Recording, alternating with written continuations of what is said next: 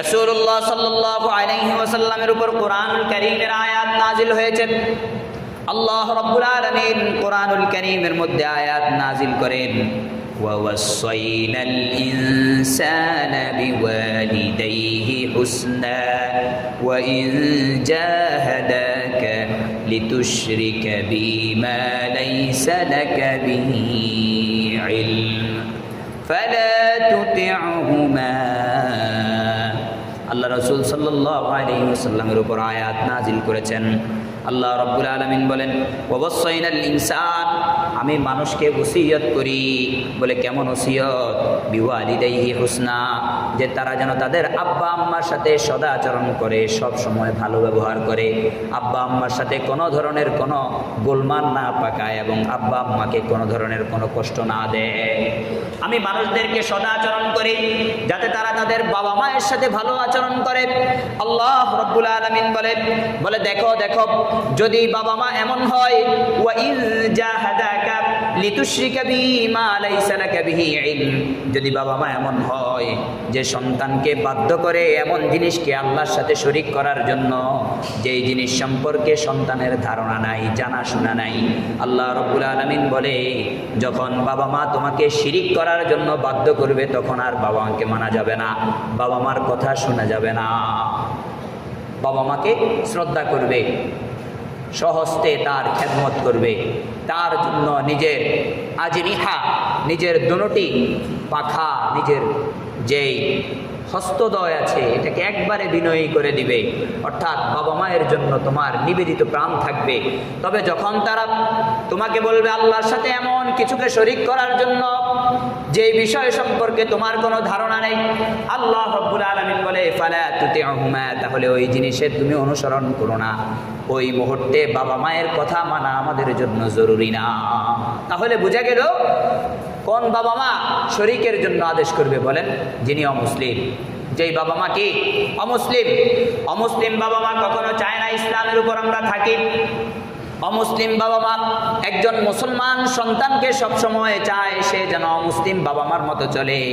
কারণ কোরআনুল কারীমের মধ্যে আল্লাহ রাব্বুল আলামিন এখানে এর দ্বারা এটাই ইঙ্গিত করেছেন যে একজন অমুসলিম বাবা মা হতে পারে সন্তানের উপর চাপ প্রয়োগ করবে যাতে করে সে আল্লাহর সাথে শরীক করে।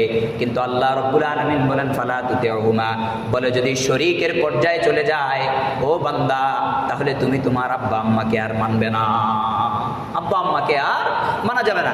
অন্য আয়াতের মধ্যে আল্লাহ পাকের নবী সাল্লাল্লাহু আলাইহি ওয়াসাল্লামের উপর ওহী নাজিল করা হয়েছে।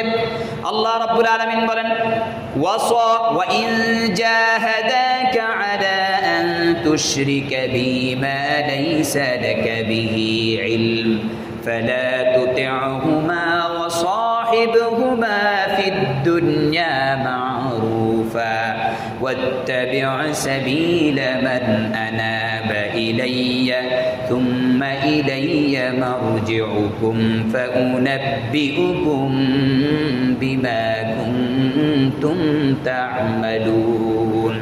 আল্লাহ রাব্বুল আলামিন বলেন, তোমার আব্বা আম্মা তোমার সাথে সদাচরণ করে, তুমিও তাদের সাথে সদাচরণ করবে, কারণ ছোটবেলা তোমার প্রতি অনেক ইহসান তাদের ছিল। সুতরাং বাবা মায়ের সাথে কোনো ধরনের খারাপ আচরণ করা যাবে না। বাবা মা যদি এমন কোনো পর্যায়ে চলে যায় যে তোমার আব্বা আম্মা তোমাকে শিরিক করার জন্য আদেশ করে, শুধু আদেশ করেন না, বলো তোমার আব্বা আম্মা তোমাকে শিরিক করার জন্য বাধ্য করে, বলে না না, যদি এমন একটা পরিস্থিতি হয়ে যায় তাহলে তুমি তাদের অনুসরণ করবে না। ফালা তুতিউহুমা, তারপর আল্লাহ রাব্বুল আলামিন বলে তাদের অনুসরণ তো করবে না, কিন্তু ওয়াসাহিবহুমা ফিদ দুনিয়া মা'রুফা, কিন্তু দুনিয়ার মধ্যে তাদের সাথে সদাচরণ করতে হবে, দুর্ব্যবহার করা যাবে না। বাবা মা যদি শরীক করার জন্য আদেশ করে, জোর জবরদস্তি করে, মানা যাবে না ঠিক, কিন্তু তাদের সাথে দুর্ব্যবহারও করা যাবে না। তাহলে কি বুঝলাম? আমরা তো মুসলমান, আমাদের আব্বা আম্মা তো মুসলমান, তাহলে তাদের সাথে আমাদের এত দুর্ব্যবহার কেন? যেখানে ইসলাম বলে বাবা মা যদি কাফের হয়, মুশরিক হয়, তবুও তার সাথে সদাচরণ করতে হবে।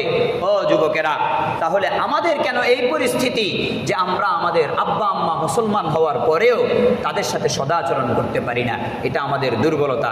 কোট করে নেন আমার প্রিয় মুসল্লি ভাইয়েরা, আল্লাহ রাব্বুল আলামিন বলেন বাবা মা মুসলিম হলে শিরিক করার জন্য আদেশ করলে থাকলে তবুও তাদের সাথে উত্তমভাবে থাকতে হবে। দুনিয়ার মধ্যে কোনো দুর্ব্যবহার করা যাবে না। দুনিয়ার মধ্যে আপনার আব্বা আম্মার উপর অন্য কোনো ব্যক্তি যদি জুলুম করে, দিন ভিন্ন হওয়ার কারণে, ধর্ম ভিন্ন হওয়ার কারণে, তার পক্ষে আপনি দাঁড়াবেন না, এই সুযোগ ইসলাম আপনাকে দেয় নাই। আপনি মুসলমান, সে অমুসলিম, আর অমুসলিমের পাশে অন্যজন জুলুম করতেছে, আর জুলুমের কারণে আপনার আব্বা অমুসলিম হওয়ার কারণে তার পাশে দাঁড়াবেন না, এই সুযোগ ইসলাম আপনাকে দেয় নাই। কারণ আত্মীয়ের হক হলো তার পাশে দাঁড়িয়ে তাকে ঠেকানো, শত্রুপক্ষের মোকাবেলা করা। আল্লাহ রাব্বুল আলামিন কোরআনুল কারীমের মধ্যে বলেন, ঠিক আছে শরীক করার জন্য আদেশ করেছে, বাধ্য করেছে, মানবে না, কিন্তু তাদের সঙ্গ ছেড়ে দেওয়া যাবে না। তাদের সাথে দুনিয়ার মধ্যে এমনভাবে থাকতে হবে যাতে কোনো ব্যক্তি তাদের দিকে চোখ তুলে না তাকাতে পারে। তারপর আল্লাহ রাব্বুল আলামিন বলে যে দুনিয়াবি বিষয়ে তাদের সাথে থাকবে, সুন্দর আচরণ করবে, কিন্তু দ্বীনের বিষয়ে তাদের কোনো পরামর্শ মানা যাবে না। দ্বীনের বিষয়ে কোনো, তাহলে বোঝা গেল আল্লাহ রাব্বুল আলামিন অমুসলিমদের সাথে আচরণের একটা পার্ট দ্বীনি রেখেছেন, আর একটা পার্ট দুনিয়াবি রেখেছেন। দুনিয়াবি আচরণ এক রকমের, দ্বীনি আচরণ ভিন্ন রকমের। বাবা মাও যদি দ্বীনি আচরণের ব্যাপারে হস্তক্ষেপ করতে চায় কারো জীবনের মধ্যে, যে আমি মুসলমান, আমার মুসলমানিত্ব মানার ক্ষেত্রে আমার আব্বা আম্মা হস্তক্ষেপ করে, তাহলে আব্বা আম্মাকে পর্যন্ত মানা যাবে না।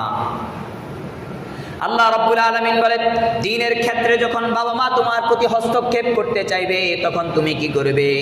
বলে ওয়াত্তাবি' সাবিলা মান আনাবা ইলাইয়া, বলে খবরদার বাবা মাকে মানবে না, বরং মানবে ওই ব্যক্তিকে যে আল্লাহর প্রতি একনিষ্ঠ, আল্লাহকে তাওহীদের গুণে গুণান্বিত হিসেবে মানে, আল্লাহকে গায়েবী হিসেবে মানে, আল্লাহকে না দেখে বিশ্বাস করে, আল্লাহর সিফাত এবং কামালিয়াতগুলোকে বিশ্বাস করে, মুহাম্মদুর রাসূলুল্লাহ সাল্লাল্লাহু আলাইহি সাল্লামকে নবী হিসেবে বিশ্বাস করে। এমন ব্যক্তিদের অনুসরণ তোমাকে করতে হবে, তখন আর বাবা মায়ের অনুসরণ করা যাবে না। তাহলে বুঝলাম সামাজিক দৃষ্টিকোণ থেকে সর্বপ্রথম একজন অমুসলিম আমার আত্মীয় হতে পারে। আত্মীয় যদি আমার হয়, ইসলাম বলে মুসলিম আর অমুসলিমের মধ্যে কোনো ভেদাভেদ করা যাবে না। আত্মীয়কে যেই হক দেয়া দরকার সেই হক একজন অমুসলিমকেও দিতে হবে। একজন অমুসলিম বাবা মাকেও সেই সদাচরণ দিতে হবে, সেই সদাচরণ একজন অমুসলিম বাবা মাকেও দিতে হবে। একজন অমুসলিম আত্মীয়ের সাথেও আপনার মুসলমান আত্মীয়ের মতো ব্যবহার করতে হবে। এক নাম্বার গেল। এটা কেন? আল্লাহ রাসূল সাল্লাল্লাহু আলাইহি সাল্লাম হাদিসের মধ্যে বলেন যে আত্মীয়তার হক যে ব্যক্তি আদায় করে না, যে ব্যক্তি আত্মীয়তার হক আদায় করে না, তার ব্যাপারে কঠিন হুঁশিয়ারি দিয়েছেন আল্লাহ রাসূল সাল্লাল্লাহু আলাইহি ওয়াসাল্লাম। হাদিস শরীফের মধ্যে আসছে, আন আবি হুরায়রা রাদিয়াল্লাহু তাআলা আনহু আন্না রাসূলুল্লাহি সাল্লাল্লাহু আলাইহি ওয়াসাল্লাম মান কানা ইউমিনু বিল্লাহি ওয়াল ইয়াউমিল আখির ফালইয়াসিল রাহিমাহু। রাসূলুল্লাহ সাল্লাল্লাহু আলাইহি ওয়াসাল্লাম বলে যে ব্যক্তি আল্লাহ রাব্বুল আলামিনের প্রতি বিশ্বাস স্থাপন করেছে এবং আখিরাতের প্রতি বিশ্বাস স্থাপন করেছে, এক নাম্বার যে আল্লাহকে মানে, অর্থাৎ আল্লাহ রাব্বুল আলামিনের প্রতি ঈমান এনেছেন এবং আল্লাহ রাব্বুল আলামিনের পাশাপাশি আখিরাতের প্রতি বিশ্বাস স্থাপন করেছেন। নবী করিম সাল্লাল্লাহু আলাইহি ওয়াসাল্লাম বলেন, অবশ্যই তার জন্য উচিত হবে সে আত্মীয়তার বন্ধনকে অটুট রাখবে, কখনো আত্মীয়তার বন্ধন ছিন্ন হতে দিবে না। চাই ওই আত্মীয় অমুসলিম হোক অথবা মুসলমান হোক। ইসলামের মধ্যে বলা হয় নাই যে মুসলমান আত্মীয়ের বন্ধন অটুট রাখার জন্য, বরং বলা হয়েছে শুধু আত্মীয়ের কথা। চাই সেই আত্মীয় আপনার মুসলমান হোক অথবা অমুসলমান হোক, উভয় অবস্থায় আপনাকে আত্মীয়ের বন্ধন অটুট রাখতে হবে, অন্যথায় নবী করিম সাল্লাল্লাহু আলাইহি সাল্লামের আদেশ লঙ্ঘন হবে। আর আদেশ লঙ্ঘন হলে আমি কিভাবে নবী করিম সাল্লাল্লাহু আলাইহি সাল্লামের উম্মতের দাবিদার হব? এক নাম্বার সম্পর্ক গেলে একজন অমুসলিম আমার আত্মীয় হতে পারে, আত্মীয় হিসেবে আত্মীয়ের হক তাকে দিতে হবে। দ্বিতীয় নাম্বার সম্পর্ক হলো একজন অমুসলিম আমার প্রতিবেশী হতে পারে, আমার পাশাপাশি ঘর হতে পারে। যদি একজন অমুসলিম আমার পাশাপাশি ঘর করে থাকে, তার মানে হচ্ছে ওই অমুসলিম আমার সাথে এখানে থাকতে কমফোর্ট ফিল করে, ঠিক আছে না নাই? আমার সাথে সে নিরাপদ মনে করে, সে কারণে এখানে থাকে। যদি আমাকে অনিরাপদ মনে করতো, আমাকে যদি হিংস্র মনে করত, আমার পাশে এসে সে ঘর বাঁধত না, আমার পাশে সে থাকার ব্যবস্থা করত না, তার মানে সে আমার প্রতিবেশী। রাসূলুল্লাহ সাল্লাল্লাহু আলাইহি ওয়াসাল্লাম একজন অমুসলিম যখন প্রতিবেশী হয় তখন তাকেও সেই সমমর্যাদার অধীনে রেখেছেন যেই মর্যাদা একজন মুসলিম প্রতিবেশীর, যেই মর্যাদা একজন মুসলিম প্রতিবেশীর একজন অমুসলিম প্রতিবেশী সেই ওই মর্যাদার অধিকারী হবে। অর্থাৎ প্রতিবেশী হওয়ার দিক থেকে মুসলমান এবং অমুসলমান উভয়ে প্রতিবেশী হওয়ার দিক থেকে ইসলামের সৌহার্দ্যপূর্ণ আচরণের অন্তর্ভুক্ত হবে। ইসলাম তাকে সেই হক দিয়েছে। ইসলাম একজন মুসলমানকে বলেছে, নবী করিম সাল্লাল্লাহু আলাইহি সাল্লামকে যদি আইডিওলজি মানো, যদি মানো যে মুহাম্মদুর রাসূলুল্লাহ তিনি হলেন তোমার জীবন্ত প্রতিচ্ছবি, তোমার জীবন চলার মানচিত্র, তাহলে এই মানচিত্র অনুযায়ী চলতে গেলে তোমার একজন অমুসলিম প্রতিবেশীকেও তুমি রক্ষা করতে হবে, তার সাহায্যে এগিয়ে যেতে হবে, সে ঋণ চাইলে তাকে ঋণ দিতে হবে। কে বলে? ইসলাম। একজন প্রতিবেশীর হক কেমন হতে পারে? ফাতহুল বারি বুখারী শরীফের শরহ, এই শরহের মধ্যে আল্লামা ইবনে হাজার আসকালানী রাহিমাহুল্লাহ একটি হাদিস আনেন হযরত মুআজ বিন জাবাল রাদিয়াল্লাহু তাআলা আনহুর বরাত দিয়ে, অর্থাৎ হযরত মুআজ ইবনে জাবাল রাদিয়াল্লাহু তাআলা আনহুর সূত্রে একটি হাদিস বর্ণনা করেন। হাদিসের মধ্যে হযরত মুআজ রাদিয়াল্লাহু তাআলা আনহু বলেন, ক্বালু ইয়া রাসূলুল্লাহ মা হাক্কুল জারি আলাল জার, বলে সাহাবায়ে কেরাম নবী করিম সাল্লাল্লাহু আলাইহি ওয়াসাল্লামকে প্রশ্ন করেছিলেন, ইয়া রাসূলুল্লাহ একজন প্রতিবেশীর প্রতি অন্য একজন প্রতিবেশীর কি কি হক হতে পারে? একজন প্রতিবেশীর প্রতি অন্য আরেকজন প্রতিবেশীর কি কি হক হতে পারে, কি কি অধিকার হতে পারে, যেই অধিকারগুলো একজন প্রতিবেশী অন্য একজন প্রতিবেশীর প্রতি লক্ষ্য রাখা এবং দায়িত্ব হিসেবে পালন করা উচিত। নবী করিম সাল্লাল্লাহু আলাইহি ওয়াসাল্লাম প্রায় 10-11টি হকের কথা বলেছেন। তার মধ্যে সর্বপ্রথম নবী করিম সাল্লাল্লাহু আলাইহি ওয়াসাল্লাম বলে তাহলেও আমার সাহাবায়ে কেরাম আপনারা শুনেন, বলে ইনিস্তাকরাজাকা আকরাস্তাহু, এক নাম্বার হক হচ্ছে আপনার প্রতিবেশী যখন আপনার কাছে ঋণ চাইবে আপনি বিনা শর্তে সুদ মুক্ত ঋণ দিবেন, বিনা শর্তে সুদ মুক্ত ঋণ দিবেন। যদি বিশ্বাস না করতে পারেন তাহলে আপনার ঋণের সেফটির জন্য দরকার হলে তার কোনো একটা কিছু বন্ধক রাখেন, যেটা আপনি খরচ করবেন না বরং আপনার ঋণ আদায়ের জন্য সহায়ক হবে, কিন্তু সুদ মুক্ত ঋণ দেন তাকে, সুদের সাথে নয়। তাকে কোণঠাসা করবেন না, আপনাকে আল্লাহ দিছে, এটা তো আল্লাহর নিয়ামত। এই আল্লাহর নিয়ামতের কদর করতে হলে আপনার প্রতিবেশীর প্রথম নাম্বার হক হলো সে বিপদে পড়ে গেছে, বিপদে পড়ে আপনার কাছে ঋণ চেয়েছে, আপনি তাকে ঋণ দিবেন। যদি আপনার কাছে এই আশঙ্কা হয় যে সে আমার ঋণ খেলাপি করতে পারে, তাহলে তার পক্ষ থেকে একটা বিষয় বন্ধক নেন, একটা জিনিস যেটা আপনার কাছে আমানত থাকবে।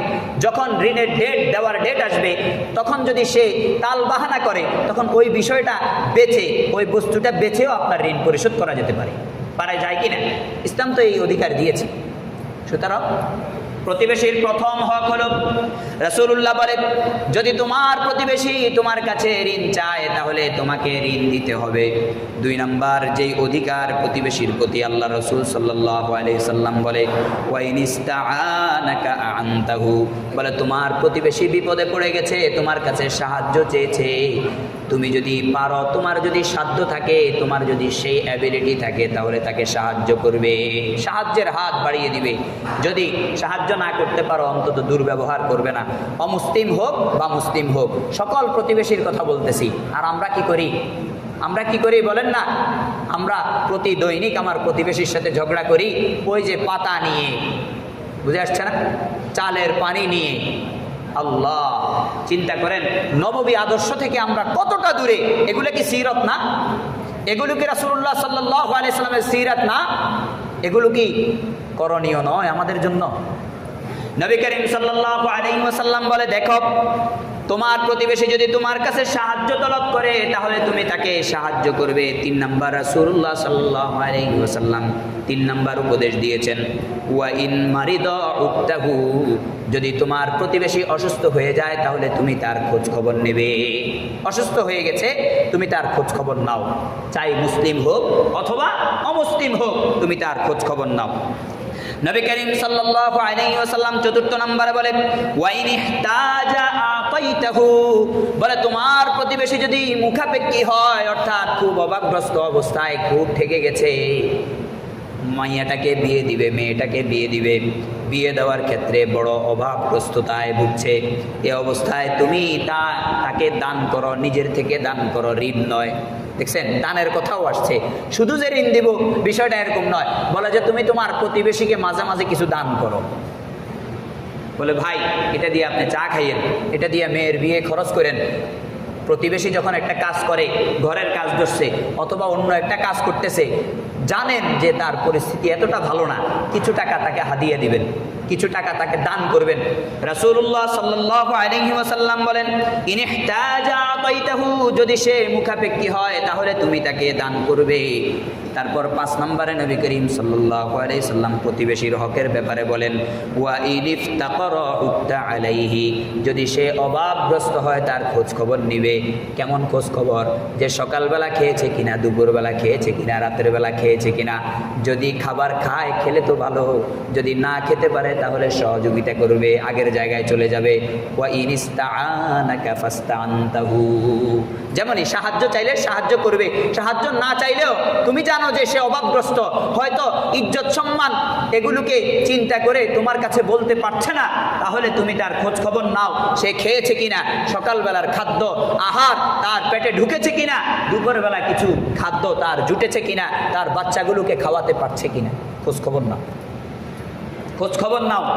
নবী করিম সাল্লাল্লাহু আলাইহি ওয়াসাল্লাম তারপর বলে 6 নাম্বার প্রতিবেশীর হকের ব্যাপারে বলে, ওয়া ইন আসাবাহু খায়রুন হান্নাইতাহু, বলে তোমার প্রতিবেশী কোনো একটা ভালো কাজ, ভালো একটা বিষয়কে অর্জন করছে, ব্যবসায়িক সফল হয়েছে, ব্যবসায়িকভাবে সফল হয়েছে, অথবা মেয়েটাকে বিয়ে দিতে পারছে, একটা ভালো কাজের পরিবেশ সৃষ্টি হয়েছে, তার একটা ভালো বিষয় অর্জন হয়েছে। এমন অবস্থায় তুমি তাকে অভিবাদন জানাও যে আপনাকে মোবারকবাদ, মাশাআল্লাহ আপনি দুনিয়ায় তরাক্কি করেছেন। তবে ধর্মীয় ক্ষেত্রে নয়, খবরদার। অমুসলিম প্রতিবেশী হলে ধর্মীয় ক্ষেত্রে কোনো অভিবাদন চলবে না। ধর্মীয় ক্ষেত্রে কোনো অভিবাদন, এটা সামাজিক দৃষ্টিকোণ থেকে বলতেছি, খুব ভালো করে বুঝেন। একটা হলো সমাজ, আরেকটা হলো ধর্ম, দুই বিষয়। মুসলমানের জন্য সবার আগে ধর্ম, তারপর সমাজ, তারপর রাষ্ট্র। মুসলমানের জন্য, একজন মুসলমানের জন্য রাসূলুল্লাহ সাল্লাল্লাহু আলাইহি ওয়াসাল্লাম ধর্মের জন্য মক্কা ছেড়ে মদিনায় চলে গেছেন, মাতৃভূমি ত্যাগ করেছেন, কিন্তু ধর্ম ত্যাগ করেন নাই।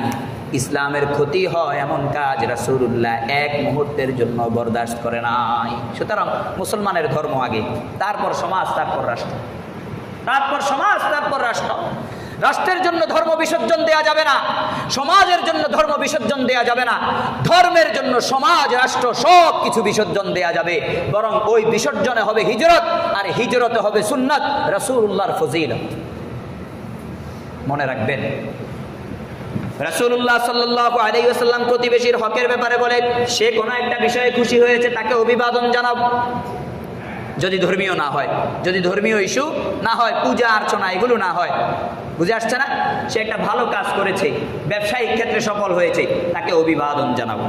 নবী করিম সাল্লাল্লাহু আলাইহি ওয়াসাল্লাম তারপর বলে 7 নম্বরে, ওয়া ইন আসাবাতহু মুসিবাতুন আযাইতাহু, বলে তোমার প্রতিবেশী বড় বিপদগ্রস্ত হয়েছে, কোনো একটা অ্যাক্সিডেন্টে হয়েছে, অথবা তার বাচ্চাটা বড় অসুস্থ অবস্থায় আছে, তুমি জানো বড় বিপদে আছে, ঘরবাড়িগুলো ভেঙে গেছে, বন্যায় নিয়ে গেছে, বলে এমন যদি পরিস্থিতি দাঁড়ায়, আযাইতাহু, তার সমবেদনা পেশ করো, তাকে বলো আল্লাহ ভরসা, সব কিছু হবে, সান্ত্বনা দাও, সান্ত্বনা দাও, প্রতিবেশীকে সান্ত্বনা দাও, ভাই সব কিছু হবে, আল্লাহ একদিন দিবে, যে আল্লাহ নিছেন ওই আল্লাহ দিতে পারেন, সান্ত্বনা দাও, তার পাশে দাঁড়াও, তাকে ভেঙে যেতে দিও না।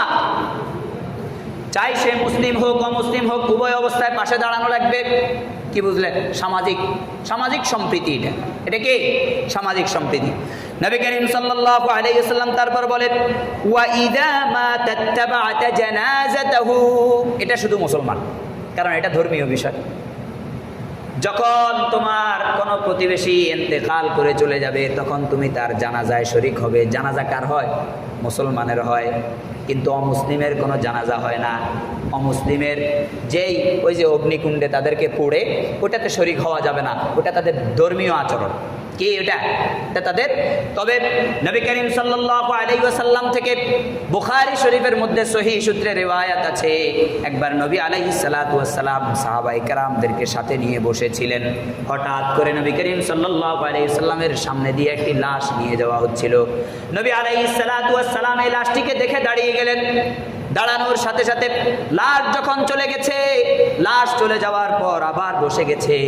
সাহাবায়ে কেরাম বলে, ইয়া রাসূলুল্লাহ, যেই লাশকে উদ্দেশ্য করে আপনি দাঁড়িয়েছেন এই লাশটা তো একটা ইহুদির লাশ। কি একটা ইহুদির লাশ, অমুসলিমের লাশ। নবী করিম সাল্লাল্লাহু আলাইহি ওয়াসাল্লাম বলে, কোনো সমস্যা নেই, এতটুকু সম্মান দিতে কোনো সমস্যা নেই। সেই ইমানের দৌলত তো পায় নাই, চলেই যাচ্ছে। কিন্তু এই যে দাঁড়ানোর যে ব্যাপারটা কেন, অর্থাৎ আমি এটা বুঝালাম যে আমার একজন প্রতিবেশী যে মারা গেছে, ওই প্রতিবেশীর জন্য তার পরিবারবর্গ যেমন সমবেদনা পেশ করছে, আমিও সমবেদনা পেশ করছি, এই জন্য দাঁড়ানো, অন্য কোনো উদ্দেশ্য না। বুঝে আসছে না বিষয়টা? দাঁড়ানোর উদ্দেশ্যটা কি? দাঁড়ানোর উদ্দেশ্যটা হলো তার মৃত্যুতে আমিও ব্যথিত। ব্যথা আমার আরো বেশি না, আমার তো আরো বেশি ব্যথা হওয়া উচিত, কারণ আমি মুসলমান, তাকে আমি মুসলমান বানাইতে পারি নাই, এমন অবস্থায় সে চলে গেছে। এই কারণে সমবেদনা পেশ করার জন্য তার জন্য দাঁড়ানো। নবী করিম সাল্লাল্লাহু আলাইহি ওয়াসাল্লাম বলে শোনো শোনো, লা তাস্তাতিদু আলাইহি বিল বিনাই ফাতাহজুবা আলাইহি রিহা ইল্লা বিইজনিহি। তারপর রাসূল সাল্লাল্লাহু আলাইহি ওয়াসাল্লাম বলেন, ৯ নাম্বার হক হলো প্রতিবেশীর জন্য। একজন প্রতিবেশী যে তোমার পাশাপাশি ঘর করেছে, খবরদার খবরদার, তোমার ঘরের দেয়াল যখন উঁচু করবে তখন তার অনুমতি নিয়ে উঁচু করবে, যাতে করে এমন কোনো বিঘ্ন না ঘটে, অর্থাৎ তার ঘরে যেন আলো বাতাস ঠিক মতো যায়, তার ঘরে আলো বাতাস ঠেকিয়ে দেয়, এমনভাবে দেয়াল উঁচু করার ক্ষেত্রে খবরদার তার অনুমতি ছাড়া করো না। দেখছেন কোথায় আটকাইছে? আর আমরা কি করি? আমরা কি করি বলেন? আমরা তো একজনে আরেকজনের ছায়া পর্যন্ত দেখতে পারি না। এই হলো আমাদের পরিস্থিতি। অথচ নবী করিম সাল্লাল্লাহু আলাইহি ওয়াসাল্লাম বলেন, খবরদার খবরদার, তোমার প্রতিবেশীর বাতাস আসবে না যদি হয় দেয়াল উঁচু করার কারণে, তাহলে তুমি দেয়াল উঁচু করার ক্ষেত্রে তার অনুমতি নাও। ভাই, আমি দেয়াল উঁচু করতে চাইতেছি, আমার পর্দা পুশিদার অসুবিধা হইতেছে, বুঝাইয়া বলো, বুঝাইয়া বলো, তার সাথে আলোচনা করে নাও, ডিসকাস করে নাও। তারপর নবী করিম সাল্লাল্লাহু আলাইহি ওয়াসাল্লাম বলেন, ওয়ালা তুজিহি বিরিহি কিদরিকা ইল্লা আন তাগরিফা লাহু। নবী করিম সাল্লাল্লাহু আলাইহি ওয়াসাল্লাম বলে শোনো শোনো, তোমার পাতিলার মধ্যে বড় বড় গরুর রান আর মুরগির রান এগুলো পাকাও যখন, মশলাদার যেই গ্রান, এই গ্রানের দ্বারা তোমার প্রতিবেশীকে কষ্ট দিও না। তবে হ্যাঁ, তুমি যখনই কোনো ভালো কিছু পাকাবে তখন তার ঘরে বাটি বাটি পাঠাইয়া দাও, প্রতিবেশীর হক আদায় করো। ভালো কিছু তুমি খাইতেছ, তারও তো একটা 1.5 বছর 2.5 বছর, তারও তো একটা 2.5 বছর 3 বছরের বাচ্চা আছে, যে এই ঘ্রাণটা শুকে বলে আম্মু ডিম খাবো, আব্বু গোশত খাবো, তখন তার কাছে কেমন লাগে? তাকে ছোট হয়ে যেতে হয়। এই কারণে তুমি যখন গোশত পাক করবা, ঝোল বাড়াইয়া দিবা, আর ওই ঝোল তোমার প্রতিবেশীর কাছে পাঠাইবা। সুবহানাল্লাহ। রাসূলুল্লাহ সাল্লাল্লাহু আলাইহি ওয়াসাল্লামের সাহাবী হযরত আব্দুল্লাহ ইবনে আমর রাদিয়াল্লাহু তাআলা আনহু, হাদিস শরীফের মধ্যে আসছে, আন আব্দুল্লাহ ইবনে আমর রাদিয়াল্লাহু তাআলা আনহু আন্নাহু যাবাহা শাতান ফাকালা আহাদাইতুম লিজারিয়াল ইয়াহুদ فإني سمعت رسول الله صلى الله عليه وسلم يقول ما زال جبريل يوصيني بالجار حتى ظننت أنه سيورثه। রাসূলের সাহাবী আব্দুল্লাহ ইবনে আমর রাদিয়াল্লাহু তাআলা আনহু, তিনি একবার একটি বকরি জবাই করলেন। তার পাশে ছিল ইহুদির ঘর, ইহুদি প্রতিবেশীর ঘর ছিল। বকরি জবাইয়ের পর বকরির গোশত যখন রান্না হয়েছে, তখন খাদেমকে জিজ্ঞাসা করেছে, ও খাদেম, ওই যে আমার ভাই, আমার প্রতিবেশী ইহুদি ভাইকে তুমি এই গোশত পাঠাইছো কিনা? ইহুদিকে তুমি গোশত দিয়েছ? দেখেন তাদের টেন্ডেন্সি কেমন ছিল, তাদের মন মানসিকতা কেমন ছিল। এর দ্বারা বোঝা যায় প্রতিবেশী অমুসলিম হলেও তার এসব হক, অর্থাৎ প্রতিবেশী হওয়ার ক্ষেত্রে তার কোনো হক কুণ্ঠাবোধ করা যাবে না, লঙ্ঘন করা যাবে না, তার হক নষ্ট করা যাবে না। সাহাবী আব্দুল্লাহ ইবনে আমর জিজ্ঞাসা করে, বলে তুমি কি গোশত পাঠাইছো সেখানে? তারপর আব্দুল্লাহ ইবনে আমর রাদিয়াল্লাহু তাআলা আনহু বলে শোনো শোনো, আমি রাসূলুল্লাহ সাল্লাল্লাহু আলাইহি ওয়াসাল্লামকে বলতে শুনেছি, নবী করিম সাল্লাল্লাহু আলাইহি ওয়াসাল্লাম বলে জিবরাইল আমাকে এত বেশি পরিমাণে প্রতিবেশীর হকের ব্যাপারে সতর্ক করেছেন, ওসিয়ত করেছেন, নসিহত করেছেন। নবী করিম সাল্লাল্লাহু আলাইহি ওয়াসাল্লাম বলে আমি ধারণা করেছি না জানি আমার প্রতিবেশীকে আমার ওয়ারিস বানিয়ে দেয়। জিবরাইল যতবার আসছে প্রতিবেশীর হকের ব্যাপারে আমারে বলতো, আমার কাছে এক সময় মনে হয়েছে যে আল্লাহ না জানি প্রতিবেশীকে আমার ওয়ারিস বানিয়ে দেয়, যেমন ওয়ারিস আমার ছেলে সন্তানেরা। চিন্তা করছেন? হ্যাঁ, রাসূলুল্লাহ সাল্লাল্লাহু আলাইহি ওয়াসাল্লামের সাহাবী এই কারণে জিজ্ঞাসা করছে, আমার প্রতিবেশী ভাই যে ইহুদি তাকে তুমি গোশত দিয়েছ? আমার প্রিয় ভাইয়েরা, 10 নম্বর কথা হলো ভালো কিছু পাকালে তাদেরকেও দিতে হবে, তাদের হক আদায় করতে হবে। সে আপনার অমুসলিম প্রতিবেশী হলেও তারও একটা হক আছে, তারও একটা হৃদয় আছে, তারও একটা অন্তর আছে, যে অন্তর দিয়ে সে অনেক কিছু কামনা করে। আছে না নাই? আছে কিনা? মানবিক দৃষ্টিকোণ থেকে সামাজিক দায়িত্ব এটা আমাদের সবার। নবী করিম সাল্লাল্লাহু আলাইহি ওয়াসাল্লাম 11 নম্বরে বলে ওয়া ইনিশতারাইতা ফাকিহাতান ফাআহদি লাহু। নবী করিম সাল্লাল্লাহু আলাইহি সাল্লাম বলে তোমার ঘরের জন্য কোনো ফল ফলাদি কিছু যদি তুমি ক্রয় করো, ঘরের জন্য বাচ্চাদের জন্য কিছু ক্রয় করেছো, তোমার প্রতিবেশীর বাচ্চাও তো তোমার বাচ্চার সাথে খেলবে। আপেলটা হাতে নিয়ে যখন তোমার বাচ্চা তার সামনে যাবে তখন তারও তো আপেল খাইতে মন চাবে। এই কারণে যখন একটা ফল কিনবা ওই ফলের থেকে কিছু অংশ তাদেরকেও দান করো। এটা তো অনেক ফায়দা আছে। আমি একবার ওই যে বাচ্চাদের ওয়াজের মধ্যে বলছিলাম যে আমার পার্শ্ববর্তী বাচ্চা যে আমার বাচ্চার সাথে খেলে তাকে দেওয়ার জন্য উৎসাহিত করলে বদনজর থেকে বাঁচা যায়। কিসের থেকে? আমার বাচ্চাটা যখন আপেলটা হাতে নিয়ে বের হবে, ওই প্রতিবেশীর বাচ্চার সাথে খেলবে, একা একা যখন আপেলটা খাবে তখন তার বদনজর লাগতে পারে। আর যদি আমি প্রতিবেশীর ঘরের মধ্যেও ওই ফল ফলাদিগুলো পাঠাইয়া দেই তাহলে আমার বাচ্চাও খায়, তার বাচ্চাও খায়, কোনো বদনজরের কোনো আশঙ্কা নাই। অনেক বড় বিষয় থেকে আমরা বেঁচে গেলাম। ঠিক আছে না নাই? এই হলো প্রতিবেশীর হক। রাসূলুল্লাহ সাল্লাল্লাহু আলাইহি ওয়াসাল্লাম আত্মীয়ের বেলায় মুসলিম অমুসলিমকে ভেদাভেদ করে নাই, প্রতিবেশী হওয়ার ক্ষেত্রে মুসলিম অমুসলিমকে ভেদাভেদ করে নাই।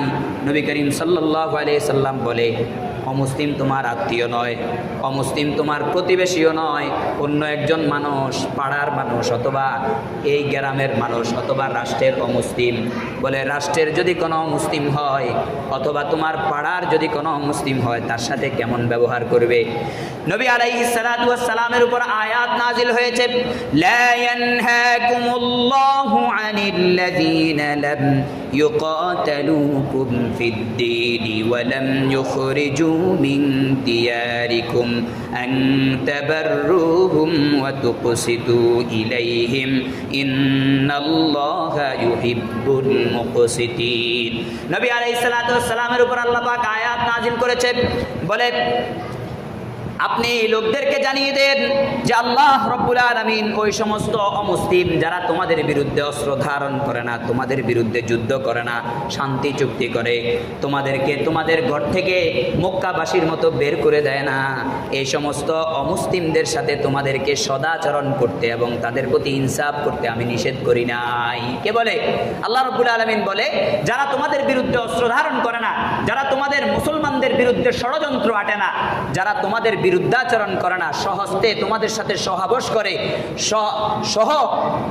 কর্মী হিসেবে একজন সমাজের মানুষ হিসেবে তোমার সাথে সহ অবস্থানে থাকে, তার সাথে তোমাকে সদাচরণ করতে এবং ইনসাফ করতে আল্লাহ নিষেধ করে নাই। আল্লাহ রব্বুল আলামিন বরং তোমাকে বন্ধু বানাতে নিষেধ করেছে ওই সমস্ত মুসলিমদেরকে যারা তোমাদের মুসলমানদের বিরুদ্ধে ষড়যন্ত্র করে, যারা তোমাদের মুসলমানদের বিরুদ্ধে ষড়যন্ত্র করে। ওই সকল মুসলমানদের উচিত যারা আমাদের বিরুদ্ধে ষড়যন্ত্র করে তাদের প্রতি কোনো হৃদ্যতা প্রদর্শন আল্লাহ তাআলা অ্যাকসেপ্ট করে নাই। বলে খবরদার, খবরদার, যদি কেউ মুসলমানদের বিরুদ্ধে ষড়যন্ত্র করে তখন আর বসে থাকা যাবে না, তখন তোমাকে হতে হবে আশিদ্দাউ আলাল কুফফার রুহামাউ বাইনাহুম। তখন তোমরা নরম হয়ে একটা সীসা ডালা প্রাচীরের মতো দেয়াল কায়েম করবে এবং তাদের বিরুদ্ধে কঠোর হয়ে যাবে। মুসলমান, তখন তোমরা একত্রিত হয়ে অমুসলিমদের বিরুদ্ধে কঠোর হস্তে দমন করবে। কারণ তারা তোমাদের মুসলমান হওয়া এবং ইসলামের বিপক্ষে গিয়েছে, ইসলামের বিরুদ্ধে ষড়যন্ত্র করেছে। আর ষড়যন্ত্র করলে তার সাথে আর কোনো ধরনের নরমিয়ত এবং ভালো আচরণের আশা আর করা যায় না। নবী করিম সাল্লাল্লাহু আলাইহি সাল্লামের উপরে এই আয়াতের মধ্যে বলে দেওয়া হয়েছে কাদের সাথে সদাচরণ করা যাবে, ইনসাফের মুআমালা করা যাবে, আর কাদের সাথে ইনসাফ এবং বন্ধুত্বের সম্পর্ক করা যাবে না। আল্লাহ রাব্বুল আলামিন বলে, যারা তোমাদের বিরুদ্ধে যুদ্ধ করে এবং তোমাদেরকে তোমাদের বাড়ি ঘর থেকে বের করে দেওয়ার জন্য সব সময় উঠে পড়ে লাগে। পার্বত্যে আছে না নাই? এরকম লোক আছে, আমাদের আশপাশেও আছে। ও আমার প্রিয় ভাইরা, যারা আমাদেরকে সহ্য করতে পারে না, যারা আমাদেরকে সহ্য করতে পারে না, এমন লোক যারা আছে তাদের সাথে হৃদ্যতার কোনো প্রয়োজন নেই। বুঝতেছেন তো আমি কাদের কথা বলতেছি? অস্ত্রধারী যারা আছে তারা, তাদের সাথে কোনো হৃদ্যতার প্রয়োজন নেই। বুঝে আসছে? কারণ আল্লাহ রাব্বুল আলামিন তাদের সাথে হৃদ্যতা এটা নিষেধ করে দিয়েছেন। কারণ তারা ইসলামের বিপক্ষে কাজ করে, তারা মুসলমানদেরকে সমূলে উৎপাটন করতে চায়। বুঝে আসছে? তাদের সাথে সম্প্রীতি চলে না। সম্প্রীতি চলবে আমার প্রতিবেশী অমুসলিম যে আমার সাথে সহ অবস্থান করছে, তার সাথে সম্প্রীতি চলবে। প্রিয় ভাইরা আমার, এই গেল সামাজিক দৃষ্টিকোণ থেকে একজন মুসলমান এবং অমুসলমানের মধ্যে যে সমস্ত ভ্রাতৃত্বপূর্ণ বা সৌহার্দ্যপূর্ণ আচরণ হতে পারে। একজন মুসলিম হলে অপরজন অমুসলিম হলে, যদি অমুসলিম আত্মীয় হয় আত্মীয়র হক দিতে হবে, যদি অমুসলিম প্রতিবেশী হয় প্রতিবেশীর হক দিতে হবে, যদি অমুসলিম আপনার বিরুদ্ধে ষড়যন্ত্র না করে তবুও তার সাথে ভালো ব্যবহার এবং সৌহার্দ্যপূর্ণ আচরণ করতে হবে। বন্ধু বানানো যাবে না, ভাই বানানো যাবে না, সেটা ভিন্ন কথা। কিন্তু সৌহার্দ্যপূর্ণ আচরণের জন্য বন্ধু আর ভাই কি যথেষ্ট হয়? মানে এটাই কি জরুরি? অন্যভাবে অত সৌহার্দ্যপূর্ণ ভালো আচরণ করা যেতে পারে। যার সাথে আমার জীবনে কখনো দেখা হয় নাই, তাকে দেখলাম আমি একটু ভালো আচরণ করলাম, ক্ষতি আছে কোনো? এই গেল সামাজিক দৃষ্টিকোণ থেকে একজন অমুসলিমের সাথে আমার মুআমালা, আমার উঠা বসা। এখন আসেন দ্বীনি দৃষ্টিকোণ থেকে। মক্কার মধ্যে রাসূলুল্লাহ সাল্লাল্লাহু আলাইহি ওয়াসাল্লাম ইসলাম ধর্ম যখন গ্রহণ করানোর জন্য মানুষদেরকে দাওয়াত দিচ্ছিলেন, ওই সময় মক্কার কাফেররা নবী করিম সাল্লাল্লাহু আলাইহি সাল্লামকে প্রস্তাব দিয়েছিল, মুহাম্মদ শোনো শোনো, দেখো আমাদের মূর্তিগুলোর দুর্নাম করে, আমাদের মূর্তিগুলোকে খারাপ বলে, আমাদেরকে জাহান্নামী বলে, আমাদেরকে খোদাদ্রোহী বলে আমাদের সাথে বিরুদ্ধাচরণ করে লাভ কি? বরং 1 বছর তোমরা আমাদের মূর্তিগুলোর পূজা করো, আর 1 বছর আমরা তোমাদের আল্লাহর পূজা করব। প্রস্তাব দিয়েছিল কে? মক্কাবাসী। কাকে? নবী করিম সাল্লাল্লাহু আলাইহি সাল্লামকে। ওই যে ধর্ম যার যার উৎসব সবার, কুফরি আকীদা এটা কি? খবরদার আজকে থেকে কেউ বলবেন না, রাজনৈতিক নেতা থেকে নিয়ে সমাজের নিম্ন স্তরের ব্যক্তি পর্যন্ত কারো মুখ থেকে এই কথা বের হওয়া না উচিত যে ধর্ম যার যার উৎসব সবার। যদি ধর্ম যার যার উৎসব সবার হতো, তাহলে মক্কাবাসী যখন প্রস্তাব দিয়েছে নবী করিম সাল্লাল্লাহু আলাইহি সাল্লামের মানতে অসুবিধা কোথায় ছিল? বলেন, অসুবিধা ছিল কোনো? কিন্তু আল্লাহ রাব্বুল আলামিন আয়াত নাজিল করেছেন। আল্লাহ রাব্বুল আলামিন কোরআনুল কারীমের মধ্যে বলে দিয়েছেন, কুল ইয়া আইয়ুহাল কাফিরুনা লা আ'বুদু মা তা'বুদুন ওয়া লা আনতুম আবিদুনা মা আ'বুদ ওয়া লা আনা আবিদুম মা আবাদতুম ওয়া লা আনতুম আবিদুনা মা আ'বুদ লাকুম দীনুকুম ওয়ালিয়া দীন। বলে, হে নবী আপনি তাদেরকে জানায়া দেন, তোমাদের ধর্ম তোমাদের, আমাদের ধর্ম আমাদের, তোমাদের আচার অনুষ্ঠান তোমাদের, আমাদের আচার অনুষ্ঠান তোমাদের, তোমাদের পূজার উৎসব তোমাদের জন্য, আমাদের খোদার কাছে নামাজ পড়া আমাদের জন্য। তোমরা যেমন আমাদের মসজিদে আসো না, আমরাও তোমার পূজার মণ্ডপে যাব না। এটাই হলো ইসলাম। ইসলাম ধর্মীয় দৃষ্টিকোণ থেকে বলে, সামাজিক দৃষ্টিকোণ থেকে অনেক কোমল হও, সমস্যা নেই। কিন্তু যখন ইসলাম এবং মুসলমানের স্বার্থ আসবে, ধর্মীয় বিষয় চলে আসবে, তখন তোমাকে স্পষ্ট ভাষায় ঘোষণা করতে হবে, তোমরা তোমাদের মূর্তির পূজা করো, আমরা আমার আল্লাহর পূজা করি। এই কথা বলতে হবে, সুস্পষ্ট ভাষায় ঘোষণা দিতে হবে। আমি তাদের কাছে পিঘলে গেলে, আমি তাদের কাছে নরম হয়ে গেলে চলবে না। খবরদার খবরদার, ইন্নাদ দীনা ইনদাল্লাহিল ইসলাম, আল্লাহর কাছে একমাত্র একমাত্র মনোনীত ধর্ম হলো ইসলাম। তাহলে ভাবেন, যারা ইসলামের বাহিরে আছে তারা খোদাদ্রোহী, আল্লাহর সাথে অপরাধ করছে। যারা আল্লাহর অপরাধী তারা আমাদের সাথে ধর্মীয় দৃষ্টিকোণ থেকে কোমল হতে পারে না, কখনো হতে পারে না। ধর্মীয় দৃষ্টিকোণ থেকে আমরা আমাদের ধর্ম ছেড়ে তাদের ধর্মের ব্যাপারে নমনীয়তা অবলম্বন করব, তাদের উৎসবকে আমাদের উৎসবে পরিণত করব, তাদের উৎসবে আমরা যাব, তাদের বাতাসা খাবো, তাদের প্রসাদ খাবো। এটা ইসলাম আমাকে অনুমোদন দেয় নাই। খবরদার মুসলমান, মুসলমানের নারীরা পর্যন্ত ঈমান হারাচ্ছে, মুসলমানের যুবকরা পর্যন্ত পূজা মণ্ডপে গিয়ে তাদেরকে বাহবা দিচ্ছে, হাতে তালি দিচ্ছে। বাহ, কত সুন্দর, কত সুন্দর। একজন অমুসলিমকে তাদের ধর্মীয় দৃষ্টিকোণ থেকে কোনো আচার অনুষ্ঠান পালন করার ক্ষেত্রে সুন্দর বলা, এটা কুফরি। খবরদার, কারণ তার মানে হচ্ছে তার ধর্মীয় আচার অনুষ্ঠান আপনার কাছে ভালো লেগেছে, তার মানে হচ্ছে তাদের ধর্মীয় আচার অনুষ্ঠান আপনার কাছে ভালো লেগেছে। খবরদার মুসলমান, পূজা আসতেছে সামনে, কিছু গুরুত্বপূর্ণ মাসাইল জেনে নেওয়া খুব জরুরি। এটাও সিরাতে রাসূলের অন্তর্ভুক্ত, ধারাবাহিক যে আলোচনা চলছিল এরও একটা অন্তর্ভুক্ত।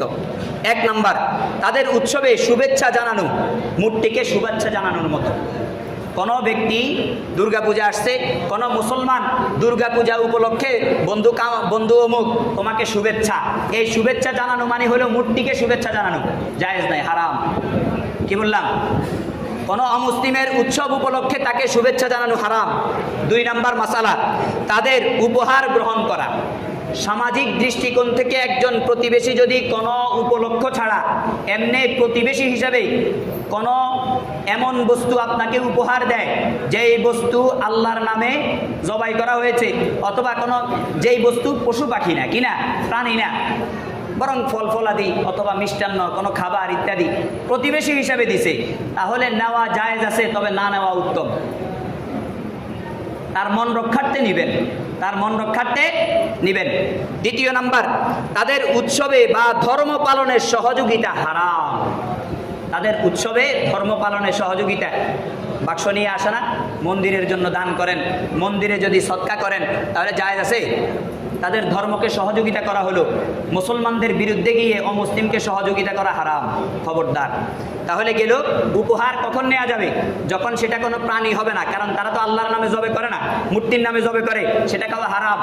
অমুসলিমের হাতে জবাই করা পানি খাওয়া উভয় অবস্থায় হারাম। এবং অমুসলিমের প্রসাদ যেটা আছে, অর্থাৎ তাদের মূর্তির নামে যে সমস্ত খাবারগুলোকে তারা উৎসর্গ করে, চাই সিন্নি হোক, পিন্নি হোক, ফল ফ্রুট যেটাই হোক, এগুলো খাওয়া হারাম, এগুলো খাওয়া কি হারাম। খবরদার। উৎসব উপলক্ষে কোনো অমুসলিম কর্মকর্তা, আপনার অধীনে একজন অমুসলিম আছে, তার দুর্গাপূজা আসছে, তাকে তার দুর্গাপূজা আসছে দেখে উৎসব উপলক্ষে বোনাস দেওয়া, হাদিয়া দেওয়া, টিপ দেওয়া নাজায়েজ। কেন? এতে করে আপনি বুঝাইতে চাইতেছেন যে তোমাদের যে উৎসব এটার সাথে আমিও আছি, এটা তো জায়েজ নেই। সামাজিক দৃষ্টিকোণ থেকে অমুসলিমের পাশে থাকা যাবে, কিন্তু এটা ধর্মীয়। এটা কি? কোনো অমুসলিমকে কর্মরত আছে আপনার অধীনে, আপনি তাকে পূজা উপলক্ষে টিপ দিবেন, উপহার দিবেন, জায়েজ নেই মুসলমানের জন্য, মানে মুসলমান মালিকের জন্য জায়েজ নেই, মুসলমান মালিকের জন্য জায়েজ নেই। তারপর পূজা মণ্ডপ পাহারা দেওয়া আইন শৃঙ্খলা বাহিনীর জন্য জায়েজ। কাদের জন্য? আইন শৃঙ্খলা বাহিনী, যাতে যেহেতু অমুসলিমরা আমাদের দেশের খাজনা দেয়, তাদেরকে রক্ষা করা আমাদের দায়িত্ব, সেই দায়িত্ব এবং দৃষ্টিকোণ থেকে এটা জায়েজ, সেই দায়িত্ব এবং দৃষ্টিকোণ থেকে এটা। কারণ নবী করিম সাল্লাল্লাহু আলাইহি সাল্লাম যে সমস্ত অমুসলিম জিজিয়া দিয়া মুসলমান রাষ্ট্রে বসবাস করত, তাদেরকে সেফটি এবং নিরাপত্তা দেওয়ার জন্য কি করেছেন? অঙ্গীকার করেছিলেন। সেই হিসেবে তাদের জন্য জায়েজ। কিন্তু আমি হুদাই আমার বন্ধুরে জায়গা পাহারা দিব, এটা চলবে না। বুঝে আসছে? তারপরে তাদের ধর্ম বা উৎসবকে সম্মান করা কুফরি। যে ভাই আমাদের আমরা যেরকম নামাজ পড়ি, তোমাদের তো এই উৎসবটা মনে হয় এরকমই। খবরদার। কোথায় ইসলাম? আল্লাহর কাছে শুধুমাত্র ধর্ম হলো ইসলাম, আপনি তাদের উৎসবকে কিভাবে সম্মান করবেন? তাদের উৎসবকে, তাদের ধর্মীয় কোনো আচার অনুষ্ঠানকে সম্মান করা কুফরি। কুফরি মানে বুঝেন? শিরিক, আল্লাহর সাথে শরিক, ডাইরেক্ট সরাসরি আল্লাহর সাথে শরিক। তারপর তাদের উৎসব সামগ্রী বিক্রয় করা না যায়। একজন মুসলমান, তারা যে ফটকা ফুটায়, বাজি ফুটায়, মুসলমানের মুদি দোকানে এগুলা নিয়ে যায়, না যায়। কেন? কারণ তারা একটা ধর্মীয় আচার অনুষ্ঠান পালন করতে যাচ্ছে, সেটার যে সামগ্রী, এই সামগ্রীর যোগানদাতা আপনি মুসলমান হলেন। এই কারণে একজন মুসলমানের জন্য তাদের পূজা অর্চনার ক্ষেত্রে যেই সমস্ত বিষয়গুলো ব্যবহৃত হয়, নারিকেল থেকে নিয়ে আপনি ওই উদ্দেশ্যে এমনি নারিকেল ব্যবহার করেন, এমনি নারিকেল বিক্রয় করেন, ওটাতে কোনো সমস্যা নাই। কিন্তু ওই উদ্দেশ্যে পূজা মণ্ডপের সামনে কোনো মুসলমান তাদের পূজা অর্চনার জন্য ধাগা, তাদের পূজা অর্চনার জন্য অমুক, তাদের পূজা অর্চনার জন্য নারিকেল, তাদের পূজা অর্চনার জন্য যে সমস্ত পণ্য সামগ্রী, ফটাকা এগুলো বিক্রয় করা না যায় একজন মুসলমানের জন্য। তাহলে কি বুঝলাম? সামাজিক দৃষ্টিকোণ থেকে তাদের একবারে হামদর্দি, আমরা সৌহার্দ্যপূর্ণ আচরণ করব। ধর্মীয় দৃষ্টিকোণ থেকে খবরদার যুবকেরা, পূজা মণ্ডপে যাওয়া যাবে না, তাদের এটা উপভোগ করা যাবে না, কারণ এটা তাদের ধর্মীয় উৎসব। তারা কি আমাদের নামাজ দেখতে এসেছে? আসে নাই। আমরা কেন যাব? আমাদের গায়রত কোথায় গিয়েছে? আত্মমর্যাদাবোধ, সম্মানবোধ, এটা কোথায় গিয়েছে আমাদের? সামাজিক দৃষ্টিকোণ থেকে আত্মীয়ের হক হওয়ার দিক থেকে রাসূলুল্লাহ সাল্লাল্লাহু আলাইহি ওয়াসাল্লাম তাদের যে অধিকার দিয়েছে, সেই অধিকার পালন করতেছি? সেটা করি না। করি কোথায়? ওই ধর্ম যার যার উৎসব সবার। খবরদার এই কুফুরি স্লোগান আর কেউ দিবেন না। ধর্ম যার উৎসবতার, ধর্ম যার উৎসবতার শিক্ষা কোথায় থেকে পেলাম? সূরা কাফিরুনের মধ্যে রাসূলুল্লাহ সাল্লাল্লাহু আলাইহি ওয়াসাল্লামকে আল্লাহ রাব্বুল আলামিন স্পষ্ট জানিয়ে দিয়েছেন, ধর্ম যার উৎসবতার, লাকুম দীনুকুম ওয়ালিয়া দীন। এটার উদ্দেশ্য হলো এটা। বুঝে আসছে না? আল্লাহ রাব্বুল আলামিন সামাজিক এবং আত্মীয়তার হকের দিক থেকে আমাদেরকে তাদের প্রতি সৌহার্দ্যপূর্ণ আচরণ ও ইনসাফ কায়েম করার তৌফিক দান করুন, বলেন আমিন। দ্বিতীয়, ধর্মীয় দৃষ্টিকোণ থেকে মুসলমানদের কোনো সম্মান, মুসলমানদের কোনো ইজ্জত আবরু ক্ষুণ্ণ হয় এমন কাজে তাদের সাথে শরীক হওয়া থেকে আল্লাহ আমাদের সবাইকে হেফাজত করুক, বলুন আমিন। ইনশাআল্লাহ আমরা আমল করার চেষ্টা করব। আল্লাহ রাব্বুল আলামিন আমাদের যুবকদেরকে আমল করার তৌফিক দান করুন, এবং আমাদের যে সকল মহিলারা মাইকে ওয়াজ শুনে বোরকা পইরা নাকি মণ্ডপে যায়, এক ভাই আমাকে বলতেছে, কৌদুর বোরকা পইরা তারপরে মণ্ডপে যায় দেখার জন্য। কেন ভাই? দেখতে হবে কেন? আল্লাহ আমাদের সবাইকে হেফাজত করুন। ওমা তৌফিক ইল্লা বিল্লাহ ওমা আলাইনা ইল্লাল বালাগ।